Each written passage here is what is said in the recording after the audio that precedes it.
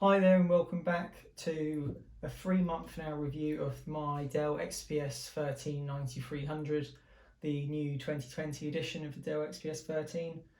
And this review is just going to go over, now that I've had it for 3 months, I've been using it pretty constantly most days for work and for leisure, and just to go over some of the bits which I found really great about this particular machine and some of the more negative aspects about this machine which you may have seen a couple of my previous videos, and as well as I'll look to answer some of the questions which have been left in the comments to my previous videos, just to give you guys just a really good idea of the sort of thing you'd be looking to get. So kicking things off with what I found has been really great about this machine. First off, the size, the portability, how light it is, just all of that is just really great.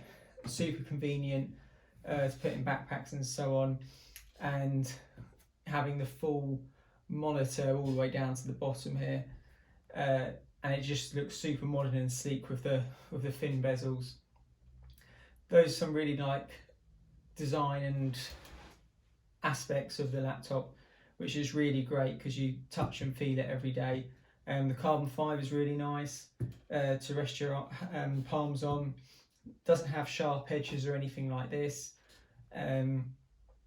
so it's really good quality in build, this laptop overall. And just a couple of things to note upon that I didn't know or haven't heard in other videos is that just with when turning it on, for example, you need to open your laptop, turn it on really quick. Got a meeting or got something you need to get access to quickly to send off to someone. From having it off to hitting the power button to turn it on, is roughly about 5 to 8 seconds, give or take, for it to completely boot on, comes up with Face ID, and then you're into your machine to be able to do what you want to do, which I just thought was a really handy and quick benefit, especially coming from an older model of computer where I'd turn it on and you're waiting maybe 60 seconds, 90 seconds for it to do anything. So that's just something that I've experienced and I thought was just really great in how quick it was booting up. Additionally, the monitor, the actual screen, is just perfect. I should say that this is the top line of the HD models. I didn't go for the 4K just because of battery life, and I don't do anything in 4K, so therefore it's a bit of a wasted spec. So I just went for the top of the line HD with all the other bits, model and touchscreen as well. And this screen is just fantastic, super clear on films, watching Netflix, Amazon Prime, etc. Really clear to watch those sort of shows, and also doing documents, emails and everything like that. Really clear letters on the screen, nothing's pixelated of course, is what you'd expect at this sort of price point. So no complaints with the screen. I'd also say the touch screen, although it sounds maybe a bit gimmicky and you think, oh whatever, you really use a touch screen, I have to say that even maybe in normal circumstances I wouldn't, but when perhaps in more leisurely browsing, looking at say things like Auto Trader here in the UK for cars, or things which has a lot of drop down menus, it's a lot quicker just to click through with your finger than doing with the mouse, I find myself personally. So that's just been a real good benefit of the touchscreen, and it just allows you to browse and navigate things quicker on the computer. So that aside, I'd say another really good point about this machine is just how quick it is. No issues with lag or speed or ghost mousing, which I think I saw in one comment. Got no issues with that. Just super quick, does everything you want it to do, especially for like a more, for me it's a work computer more than leisure. So it's just really spot on for what you need it to do. The webcam on it, I've used it a couple of times. The person can see me, I can see them. It's not amazing, it's not terrible. It does what it needs to do, and for the 720p, I think it is, quality, it's more than you ever really need for what a webcam you'll be using it for. So they're the really strong benefits, I'd say, as well as actually the keyboard, great to type on, no issues, it works, it's real nice feel, you can travel over it really nicely, and it's all well placed and proportioned for how you type and when you use it. in comparison to the size. But moving on to perhaps more the negative sides of this laptop. Firstly, which you've probably seen in many reviews, is the fact that the fan is just always running almost. It just feels like the fan's always on. Even when you can just turn it on, you're literally browsing the web or looking at YouTube, the fan comes on. And I know people will be saying in the comments, oh, you can go into the settings, you can change the fan with the different settings of how you want the computer to operate, which is true, you can. Have I done that? No. Do I want to be fiddling about in the settings when I've just spent £1,700, £2,000 on a computer? Not really. I just want to open it and have it work, and I can get on with doing the work I need to do on it. That's the reason I pay a bit more for something, so I just want it to work and do what it says, without having to faff about with it. Unfortunately, this may need a bit of faffing if the fan noise really does annoy you. It does annoy me sometimes just from doing work, and it comes on, it's super loud and you're trying to concentrate. And I wouldn't really exaggerate it, but I would say that if it was on, you'd say, oh yeah, the fan's on. But this is more, God, the fan is on and it's really noisy.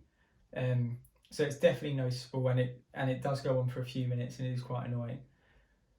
So, but if you can live with fan noise, then that is really the main gripe I have with this computer. Then this one is probably for you if you're happy to live with the fan noise.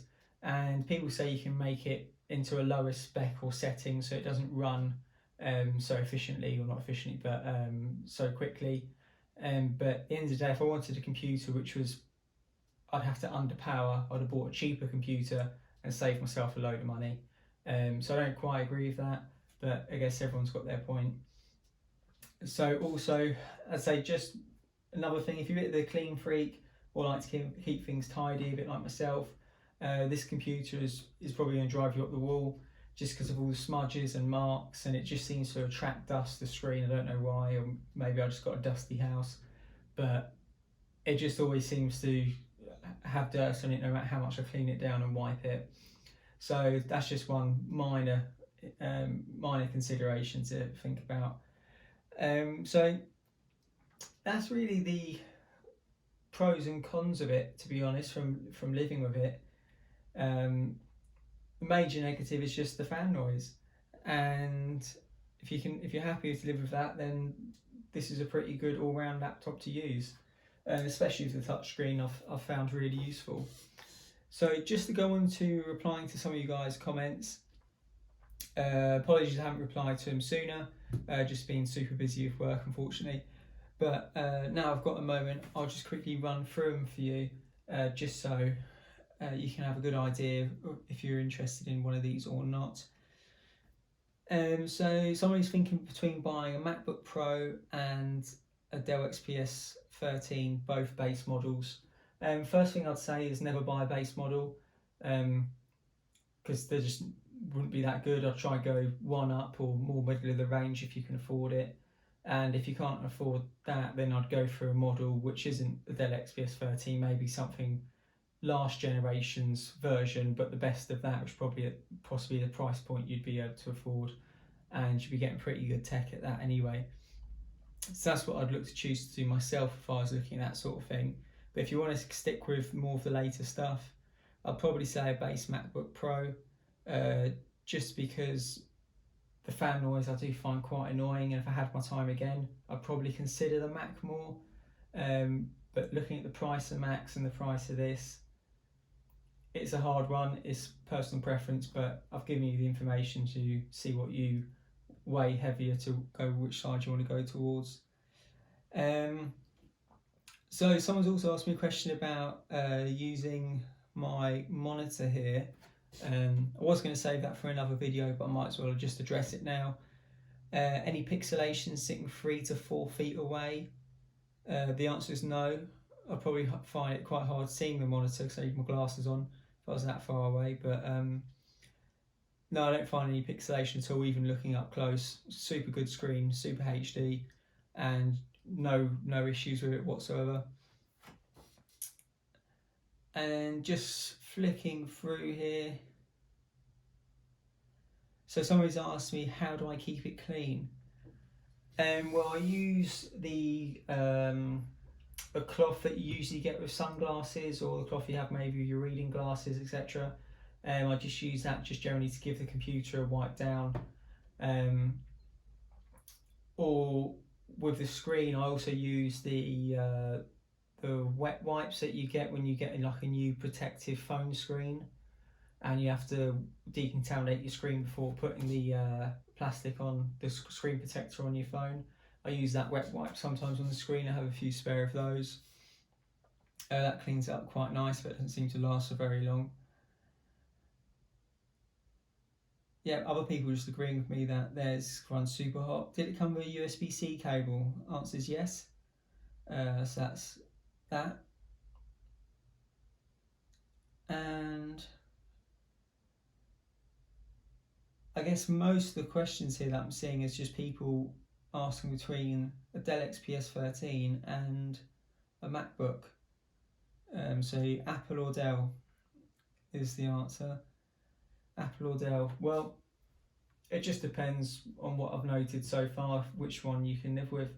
I personally would perhaps look at Apple again in a bit more detail, perhaps when this comes of age where I need to change and upgrade it. It was just the fact of the price point to pay over £2,000 for a laptop was just slightly too painful for me, and it was a great benefit that I even saved 15% on this laptop. And in order to find out how you could save 15% on this laptop, please do go see my first video, which is down here, and check it out.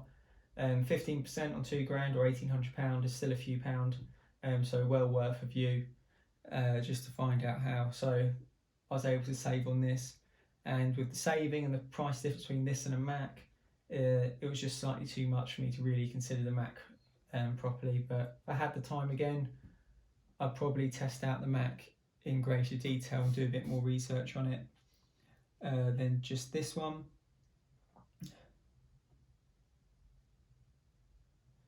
So I think that pretty much summarises everything that I needed to cover regarding questions and the pros and cons. I suppose just to round it up, to buy or not to buy, it's a tricky one. It's obviously your personal preference. For me, I wouldn't not buy it, and I wouldn't buy a Mac immediately straight away just because of the price point.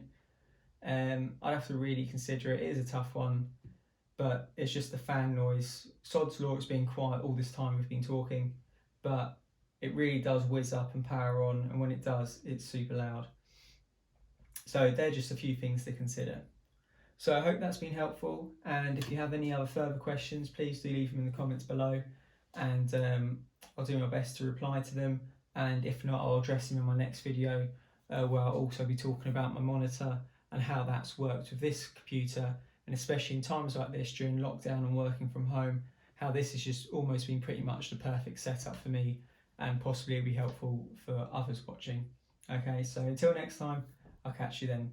Thanks for watching.